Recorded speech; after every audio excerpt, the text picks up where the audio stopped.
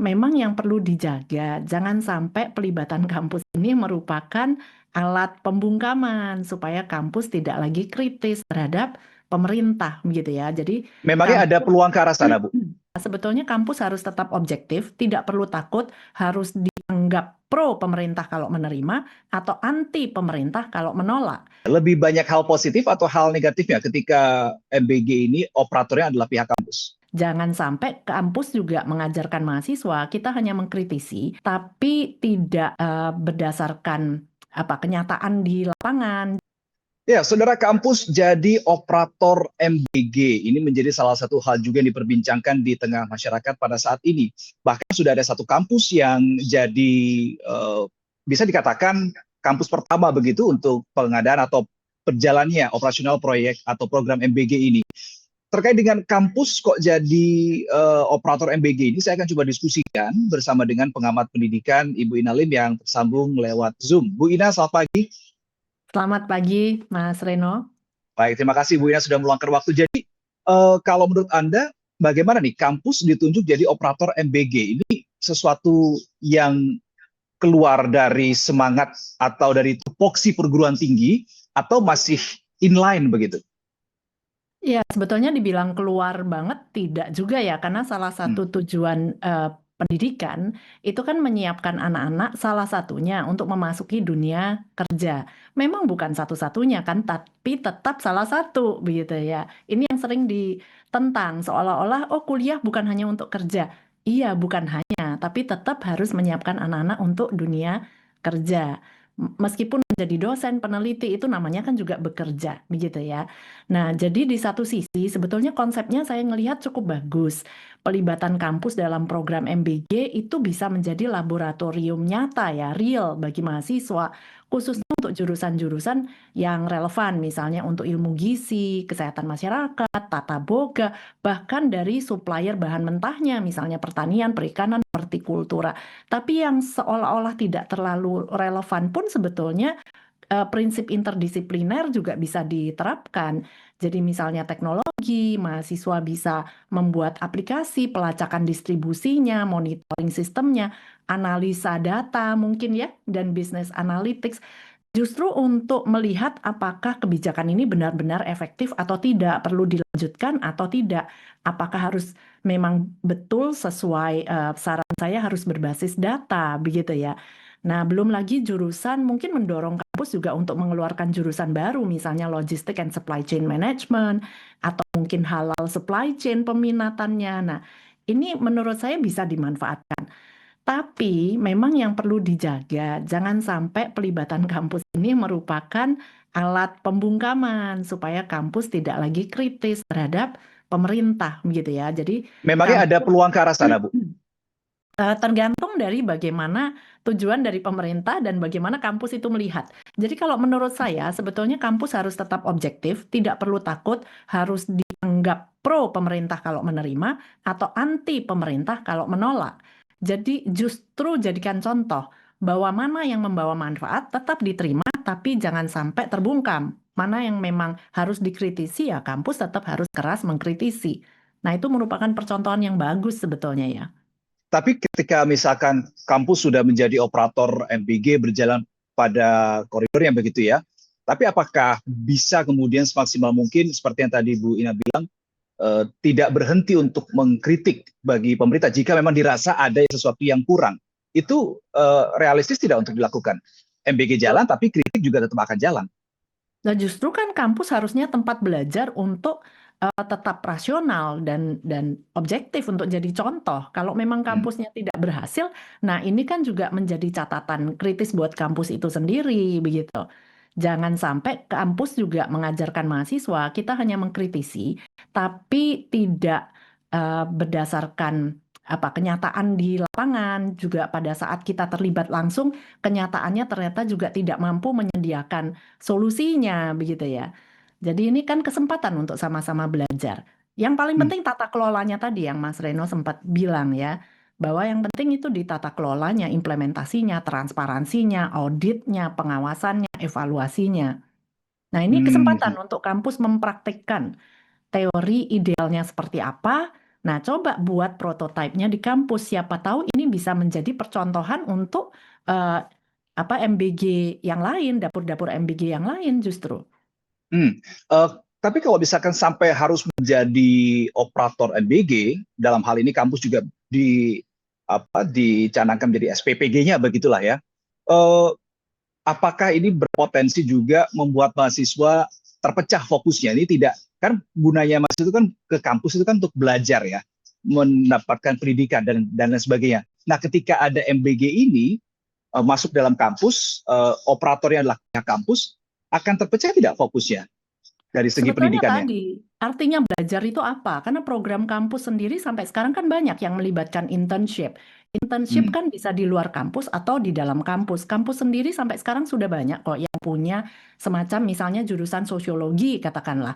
Kayak Hmm. di UNER saya pernah visit. Mereka sendiri punya lembaga eh, riset untuk sosiologi dan mereka memang menerima proyek-proyek dari perusahaan minyak atau tambang sebelum membuka di satu daerah, misalnya di Kalimantan atau Papua.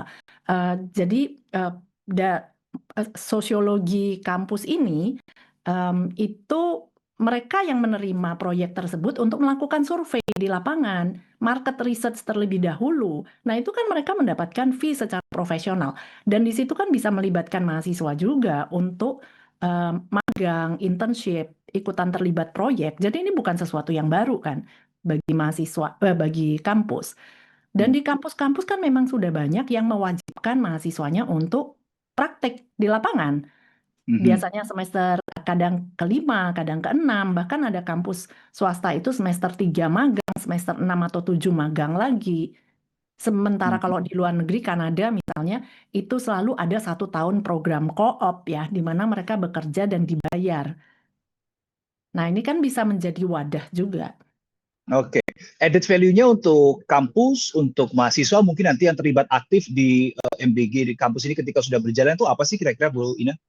Pengalaman kerja yang nyata, jadi tidak hanya ilmu gizi kemudian belajar hanya teori saja, tapi Hmm. begitu dipraktekkan, mahasiswa langsung tahu ternyata teorinya seperti ini, praktik di lapangan tidak semudah seperti teorinya. Kemudian siapa tahu setelah internship, katakanlah ya bergilir untuk magang di dapur MBG ini, kemudian mereka bisa lakukan penelitian lebih lanjut.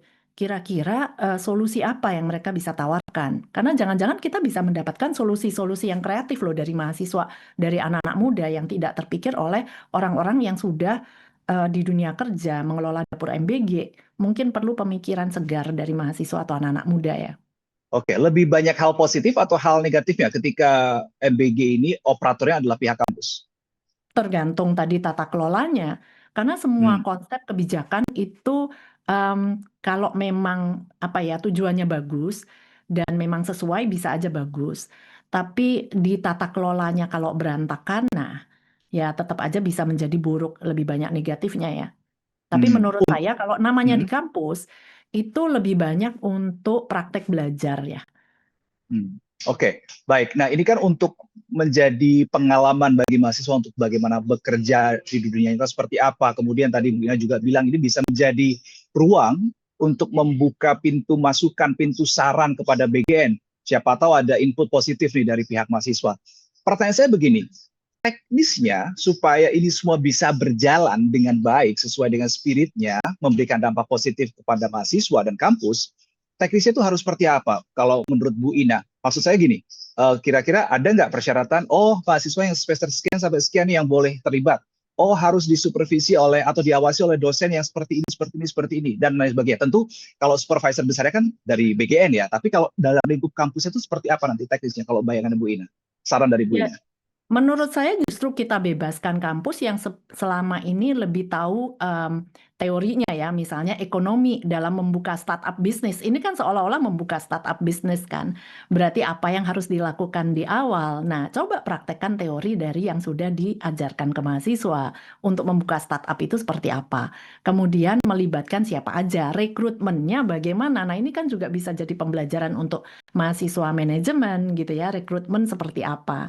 Jadi saya rasa kalau kampus mau memaksimalkan peluang ini, pasti dampak positifnya ada. Cuman sekali lagi jangan sampai lebih syarat dengan unsur politisasinya gitu ya, unsur politiknya sekedar pro atau anti pemerintah. Oh, memang ada kecenderungan, ada peluang ke arah sana, Bu Ina. Karena narasi yang beredar begitu mendengar kata MBG itu udah kesannya memang sudah sangat politis begitu ya. Nah, ini yang sangat disayangkan. Kalau MBG setuju berarti pro pemerintah. Itu yang beredar sekarang kan. Hmm, Kalau hmm, yang hmm. apa jadi ada ketakutan juga, takut untuk dihakimi kalau kita menerima berarti Anda sudah dibungkam nih oleh pemerintah. Nah, itu yang harus dibuktikan untuk Hmm, ya harus bersikap berani ya menentukan sikap. Tidak, kami tidak dibungkam, tapi kami mau melakukan ini untuk praktik mahasiswa.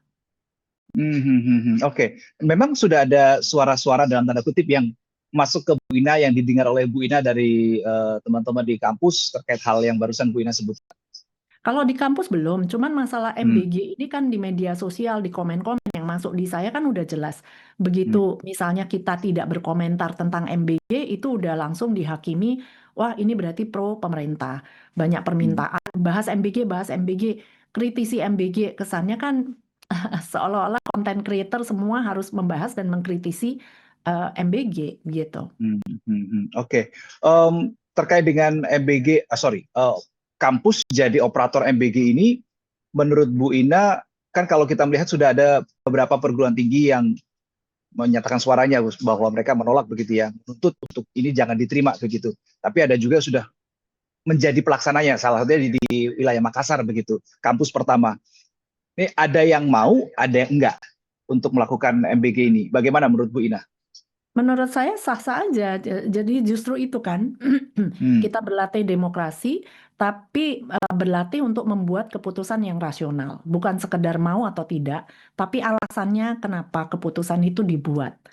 Jadi hmm, itu yang paling penting dan itu kan yang membuat tiap kampus itu unik dan berbeda. Satu kampus mungkin saja lebih mau fokus pada riset, riset, dan riset. Tidak perlu ada praktik nyata di lapangan. Tapi di kampus lain kan mungkin mau melahirkan mahasiswa yang lulusannya sudah terjun langsung ke lapangan, sudah sempat praktek internship di dapur MBG kami selama 1 semester atau 2 semester misalnya. Itu hmm. yang menjadi keunggulan kampus yang lain. Itu kan bisa saja. Jadi bebas aja tiap kampus mau menentukan lebih ke research based university yang fokusnya hanya meneliti tanpa ada praktik, atau yang lebih University of Applied Sciences yang lebih ke terapan. Oke. Bu Ina, terakhir, apa yang menjadi masukan atau saran dari Bu Ina bagi teman-teman di kampus dan juga di pemerintah terkait dengan MBG dikelola oleh pihak universitas?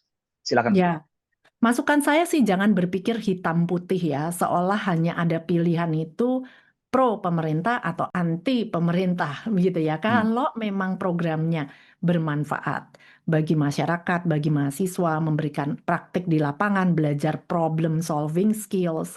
Nah, menurut saya harus berani bersikap. Silakan hmm, didukung dan dijalankan.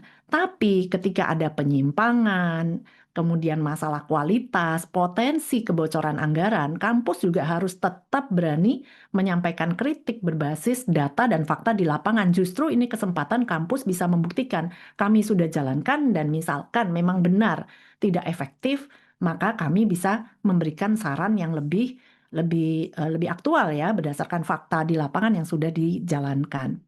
Oke, berarti Bu Ina optimistis bahwa ketika MBG ini dikelola oleh pihak kampus dengan tata kelola yang benar, ini tidak akan mengganggu proses pendidikan di universitas ya? Ya, saya Hmm, optimis kalau dijalankan dengan benar ya tata kelolanya hmm, ya. hmm, Dan ini untuk Oke. memberikan pembelajaran juga bagi kampus bahwa tidak hanya bicara teori, tapi pada saat mempraktekkan mahasiswa kita benar-benar bisa menyelesaikan masalah yang ada. Oke, baik. Optimistis bisa, tetapi harus ada satu syaratnya. Tata kelolanya harus benar-benar diperhatikan dan dilakukan dengan sebaik-baiknya. Terima kasih, Bu Inalim, pengamat pendidikan, sudah berdiskusi terkait dengan kampus jadi operator MBG di kesempatan kali ini. Terima kasih, Bu Ina. Sampai jumpa. Sama-sama Mas Reno.